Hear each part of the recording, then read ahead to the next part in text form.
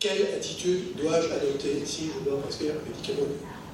Pourquoi? Parce que quand on fait médecine, on ne fait pas médecine pour économie de santé. Alors je ne dis pas ça pour dénigrer les médecins qui sont économistes de santé, que je respecte totalement, et je respecte d'autant plus que justement, ils font un travail sur lequel nous sommes vraiment très peu, auquel nous sommes très peu sensibilisés malheureusement.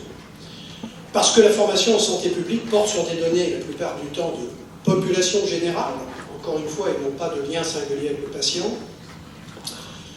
Parce que le médecin exerce ses premières fonctions sous la responsabilité de seniors, dont eux-mêmes la formation et la sensibilisation a été variable et finalement relativement peu importante. Si je prends ma génération, cette notion de médicaments onéreux, on l'a découvert avec le temps, on ne l'a pas découvert quand on faisait nos études.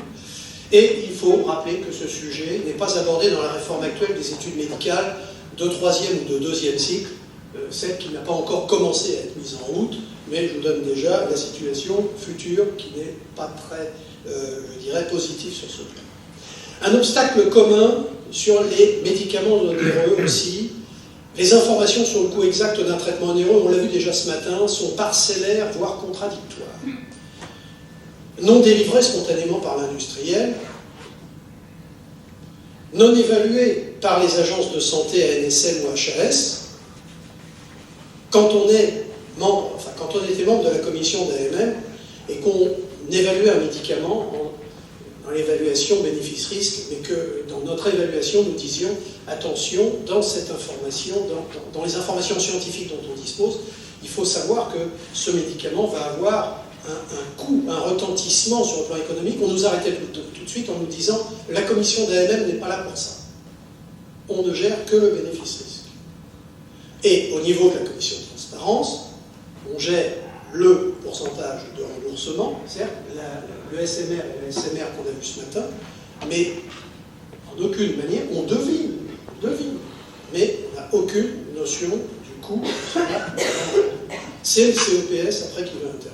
Or, on l'a vu ce matin, non expliqué par le ministère, par le CEPS, on arrive à avoir aucune information en ce qui concerne justement l'évaluation et la raison d'évaluation du médicament. Est-ce qu'il y a eu une tractation? Il peut y avoir des tractations entre création d'emplois dans une usine et puis prix, ça existe, c'est des choses qui nous dépassent, mais au total, on n'est pas conscient. Je ne dis pas ça avec un jugement de valeur, les affaires sont des affaires entre guillemets, mais au moins qu'on puisse le savoir. Et diffusé tardivement par le ministère et l'assurance maladie. En gros, c'est quand on commence à dépasser et à sortir des clous en dépenses qu'on nous dit attention, vous savez, c'est un médicament qui est cher. Mais en même temps, n'oublions pas, on l'a vu tout à l'heure, que le prix initial ne correspond pas au prix réel, avec les notions de remise qui ont été évoquées tout à l'heure. Ce qui fait que quand on a une difficulté, moi en tant que coprésident de Comédims, quand j'ai une difficulté avec un prescripteur qui prescrit un peu beaucoup de médicaments onéreux, il peut me répondre assez facilement, de toute manière, tu ne connais pas. Tu as un prix affiché, mais ça ne correspond pas à la réalité. La réalité est bien moindre. Donc ça ne facilite pas les choses.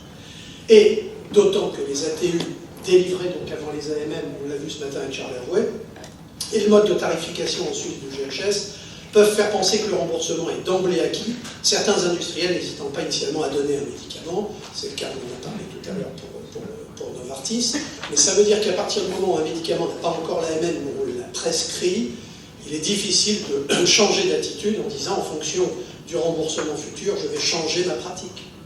On rentre déjà dans la situation. Tout se joue dès le stade de la recherche. Le médecin d'un board scientifique, le médecin investigateur sont motivés par l'intérêt scientifique de la recherche, les publications. Or, la recherche, souvent, est en termes d'ailleurs d'efficacité, plus que de tolérance, d'une part.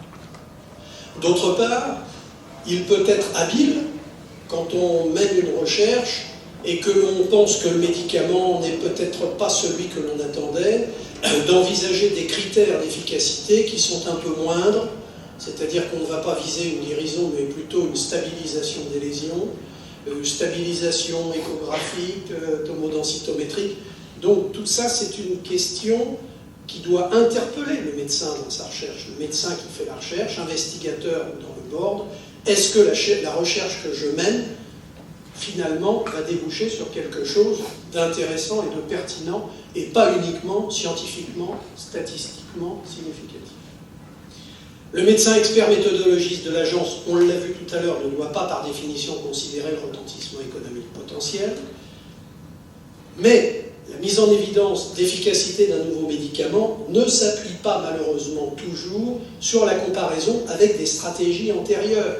On sort un médicament en disant « mais vous savez, c'est fantastique pour cette maladie rare, on a ce médicament-là », mais est-ce qu'on l'a comparé avec des stratégies antérieures? On n'a pas eu forcément ni le temps, ni forcément la possibilité sur le plan méthodologique, ça c'est un biais indiscutable, ou parfois pas forcément la volonté. C'est le problème des degrés de preuve. Est-ce qu'on peut attribuer beaucoup de confiance à un produit qui a montré une efficacité qui a été décrite dans des congrès, sur des communications, pas sur des publications? C'est un problème réel par rapport à la qualité, au degré de preuve, à la qualité de preuve. Et puis d'autre part, meilleure efficacité n'est pas synonyme de pertinence. Un petit P inférieur à 0,05, si on améliore la survie de 2 mois, bon, on dira que la survie de 2 mois, ça peut être intéressant. D'abord, il faut voir en quels critères de qualité. Quels sont les critères de qualité? Et est-ce que ça vaut vraiment l'intérêt ou le coût? Alors, je ne veux pas être, je dirais, entraîner une polémique là-dessus, mais on peut se poser quand même la question. Est-ce qu'on améliore dans quelle situation?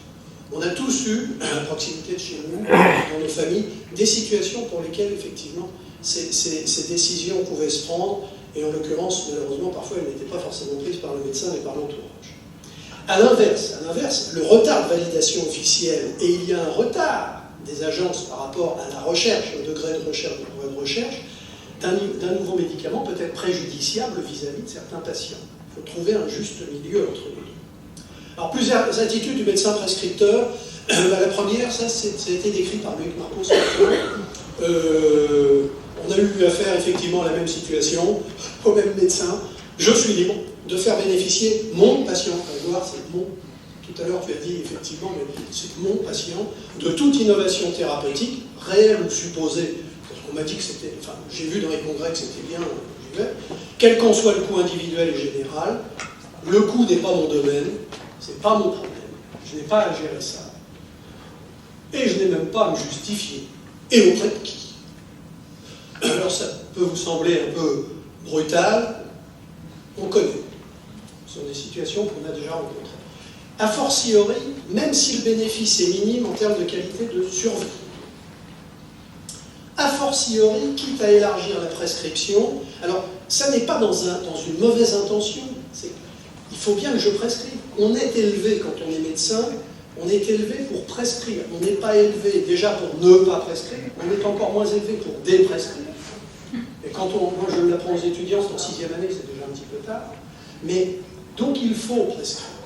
Et donc ça ne part pas d'une mauvaise intention, mais du coup, on dévie un petit peu, on n'est pas totalement dans les clous de l'autorisation mise sur le marché, c'est un petit peu différent, la situation clinique est un peu différente, mais je prescris ce médicament.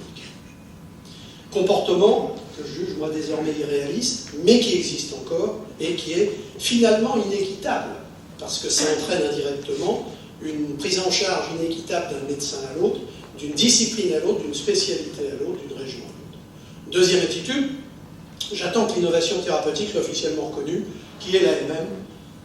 Dans ce cas-là, c'est l'inverse, c'est-à-dire qu'on peut exposer un patient à un moindre bénéfice, à l'absence de bénéfice d'une innovation thérapeutique qui est solide, mais qui, pour des raisons réglementaires, Charles l'a dit tout à l'heure, et de délai, nécessite un peu plus de temps. Et là, on s'expose à ne pas être en retard face aux autres cliniciens. Il y a une sorte de concurrence aussi qui peut s'instaurer par rapport à ça. Troisième attitude, je fais en sorte de prescrire avec discernement dans le cadre d'une expertise collective. Ce sont les RCP, les réunions de concertation pluridisciplinaire, mais je m'expose quand même à la comparaison avec les autres prescripteurs et à la réaction des patients. Et à ce sujet, je pense que les patients, il est important que les patients prennent part à la réflexion, mais le patient lui-même, une fois qu'il est malade, c'est déjà, on ne peut pas lui faire participer à une décision où il y a un coût. On ne va pas dire à un patient qui est atteint d'un cancer, prenez-vous la décision d'être soigné avec ce traitement qui coûte 100 000 €. Ça serait totalement inhumain. Alors, médecin de Comédime, c'est un peu le médecin de CME, c'est pareil, comme Loïc Marpeau, il est aussi prescripteur.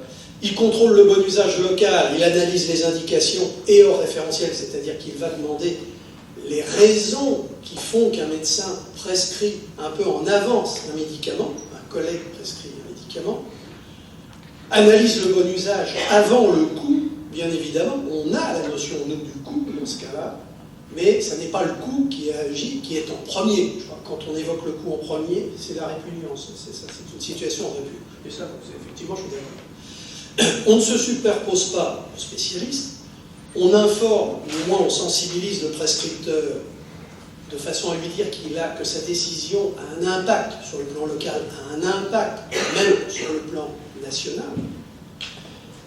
Et on fait en sorte de respecter une certaine équité entre les prises en charge des différentes maladies par différents spécialistes.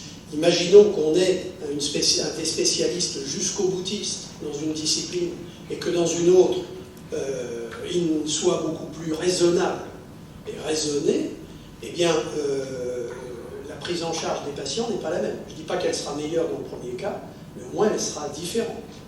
Donc l'équité ne porte pas uniquement sur la prise en charge de patients d'une même maladie, quel que soit le lieu, la région, c'est déjà une difficulté, mais c'est aussi l'équité de prise en charge de patients d'une maladie par rapport à une autre. Et donc, j'avoue que les lobbying qu'il peut y avoir peuvent poser problème, parce qu'ils peuvent impacter aussi sur les décisions. On doit effectivement prendre des décisions institutionnelles en lien avec les prescripteurs et les orientations nationales, et bien évidemment, on s'expose aux critiques de pairs. Rémi Varin n'est pas là, mais il est comme moi, on reçoit régulièrement des remarques en disant qu'est-ce que c'est,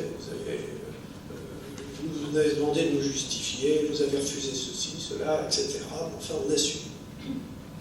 En conclusion, la mise sur le marché des médicaments onéreux impose aux médecins prescripteurs de prendre sa décision de façon collégiale. Bon, on y arrive avec les RCP, mais on s'aperçoit que de temps en temps, les réunions de concertation pluridisciplinaire sont devenues un peu monodisciplinaires. Donc ça permet, on discute entre soi, c'est plus facile. Encore une fois, c'est dans l'intérêt du patient. C'est pas du tout à l'encontre du patient, mais dans un intérêt qui n'est pas prouvé, dont l'efficacité n'est pas prouvée, hein, c'est surtout ça. En acceptant que celle-ci ne corresponde pas toujours à son choix personnel. Dès qu'on rentre dans la boucle, la décision de la RCP peut être, finalement, on prend une autre option thérapeutique, ou on ne prend pas d'option thérapeutique, on décide d'une abstention. Et en considérant que chaque surcoût injustifié pour un patient expose à terme l'ensemble des patients à ne plus pouvoir accéder aux innovations thérapeutiques. On l'a vu tout à l'heure, quelqu'un l'a cité avec les budgets nationaux, c'était pour les carticelles, je ne sais plus, enfin ça existe pour d'autres molécules, en disant qu'il vaut mieux peut-être être malade en janvier qu'en novembre, parce que si le budget national est bouclé au mois d'octobre, on n'en bénéficie pas. C'est une situation qui est totalement injuste, hein, bien évidemment, vous le devinez. Et ça, c'est quelque chose qui peut nous pendre au nez. Je précise qu'en plus, il y a de nouvelles, actuellement, des précisions de plus en plus fortes que les tutelles nous demandent lorsqu'il y a des prescriptions hors autorisation de mise sur le marché, etc.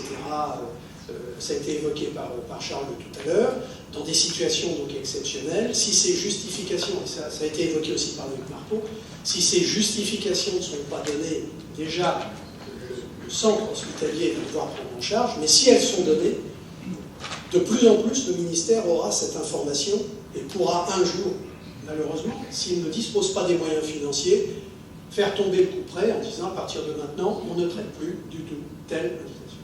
Et ça, c'est la grosse crainte personnelle que j'ai. Il ne faut pas oublier quand même que, pour terminer, que le médecin reste seul face à son patient, une fois la décision prise, et que lui seul sera amené, avec les soignants, à accompagner, à informer le patient, à le protéger quand même par rapport à ce débat. c'est cette prise de conscience des conflits personnels générés qui constitue déjà une approche éthique sur laquelle nous avons encore beaucoup de progrès à faire. Je vous remercie de votre attention.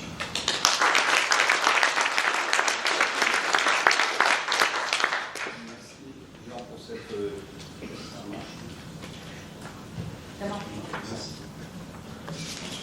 Merci pour cet autre éclairage tout à fait complémentaire, parce que tout à l'heure on évoquait l'impératif, me semble-t-il, moderne de devoir rendre compte de ces actes par rapport à une pratique historique qui était plutôt de je fais ce qui me semble bon dans mon coin. Alors, la seconde partie avait un historique intéressant. On disait que le médecin était le principal défenseur de son patient, l'advocatie, mais il n'empêche que ça se heurte aujourd'hui contre le mur d'une certaine réalité qui est double, la réalité économique, mais aussi, ça c'est mon côté médecin légiste expert des problèmes des conditions médicaux, des fois de la mauvaise pratique aussi.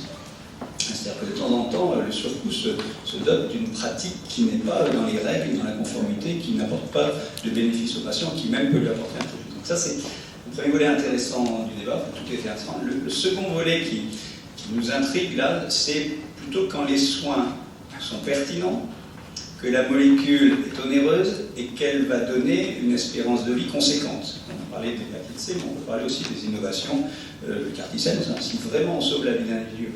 Donc le débat éthique, ce n'est pas le même. Et dans ce second débat, c'est juste pour éclairer la salle, vous savez qu'il y a beaucoup de choses qui sortent aujourd'hui dans la littérature, mais aussi dans la presse, en particulier sur la question de l'inégalité territoriale en France. J'ai envie de souligner l'arrivée d'une directrice d'ARS. Je vous remercie de venir assister à nos échanges, mais c'est un vrai sujet. C'est-à-dire quand un professionnel vous dit, moi quand je prescris dans mon établissement, on va me dire non, mais je sais que dans un autre établissement du territoire national, c'est oui, quelle doit être mon attitude de clinicien? Est-ce que je dois lui dire qu'ailleurs c'est possible, qu'il doit se mobiliser pour aller cet ailleurs, et en tant que responsable de ça, est-ce que je dois l'adresser vers cet ailleurs?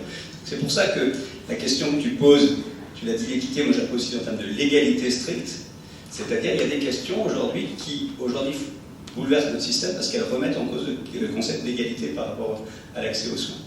Et pour le dire court, si l'interdit était clairement posé au plan national et que tout le monde était traité à part égale, on dirait que ça reste un enjeu éthique à débattre avec l'association de patients, ensemble des parties prenantes pour éventuellement faire évoluer ou pas ce choix-là. Mais quand c'est pas régulier au niveau national, c'est vrai que ça renvoie à des pratiques locales qui posent ces questions-là. C'est le regard complémentaire que je vais apporter à ton propos qui là pose une vraie question d'ordre éthique.